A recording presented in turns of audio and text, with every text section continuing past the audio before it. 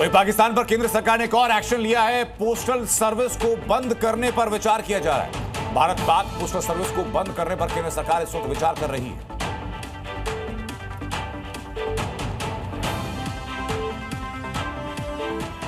एक बड़ी खबर एक और सामने है, जहां आतंकियों के जो घर उड़ाए थे, आपको याद होगा जी न्यूज पर सबसे पहले वो तस्वीरें आपको दिखाई थी हमने। उस पर फारूक अब्दुल्ला ने बयान दिया। वो कह रहे हैं घर उड़ाने से पहले सरकार को सोचना चाहिए, किसी के बच्चे आतंकी बन जाएं तो परिवार का क्या कसूर है, कह रहे हैं फारूक अब्दुल्ला। कई लोगों के मकान उड़ाए गए। अब मुझे बताइए, अगर बेटा मिलिटेंट बन जाता है तो बाप की क्या जिम्मेवारी है उसमें, माँ की या बहनों की क्या जिम्मेवारी है? उड़ा दिया, किस लिए उड़ा दिया? मुझे बताइए, उससे क्या हम लोग मजबूत होंगे? उससे जो हमारी यकजहती है, क्या उस पर धक्का नहीं आ सकता?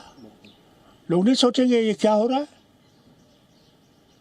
इन्हें हर बात पे 1000 दफ़ा सोचना चाहिए।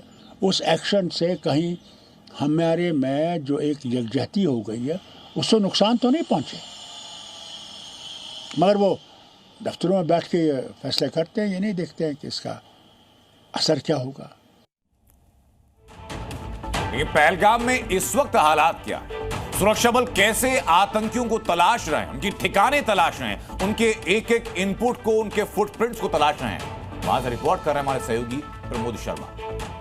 ये सीआरपीएफ के जवान तैनात कर दिए गए हैं। तकरीबन 15 से ज़्यादा गाड़ियों में एनआईए की टीम ऊपर पहुंची है जांच के लिए। जो ओजीडब्ल्यू वर्कर हैं, जो हिरासत में लिए गए हैं, उनको भी स्पॉट पे ले जाकर पूछताछ की जाएगी। इन जंगलों में सर्चिंग चल रही है। जो आर्मी के जवान हैं, सीआरपीएफ के जवान हैं, वो अलग अलग जगह चेकिंग कर रहे हैं कि आखिरकार आतंकी कहाँ छुपे बैठे हैं, बड़ी तादाद में। इसके अलावा देखिए, जितने भी वो जिपलाइन वर्कर से लेकर दूसरे जो ओजीडब्ल्यू वर्करों को हिरासत में लिया गया, आज फिर उनके साथ जो एनआईए की तकरीबन 15 कार भर के जो टीम पहुंची हुई है, वो पूछताछ करेगी। और 3D मैपिंग आज फिर से हो गया है, दूसरा दिन है, और पूरी घटना की 3D मैपिंग कराई जाएगी। एफएसएल टीम है। इसके अलावा बताया भी जा रहा है कि कुछ देखिए रॉ से जुड़े हुए जो टीम के मेंबर हैं वो भी यहाँ पर मौजूद हैं। देखिए, आज 23 से 1 तारीख हो गई है, लंबा वक्त बीत गया, लेकिन अब तक आतंकियों का अता पता नहीं है।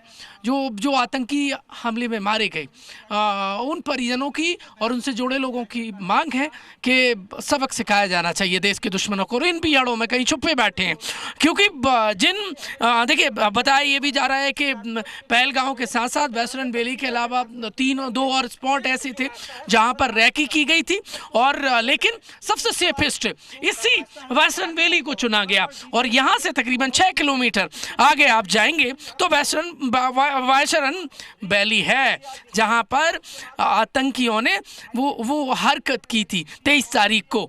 बड़ी तादाद में लोगों की जान ले ली। अब उनको ढूंढने के लिए आर्मी के जवान हैं, वो सर्चिंग कर रहे हैं। सीआरपीएफ के जवान हैं, वो देखिए इंसास राइफल्स और AK-47 राइफल्स के साथ यहाँ पर तैनात हो गए। कोई ऊपर नहीं जाएगा, कोई भी नहीं जा सकता, आम हो या खास हो, कोई ऊपर नहीं जा सकता ऊपर, क्योंकि जांच एजेंसियां हैं, उनकी जद में वेस्टर्न वैली है।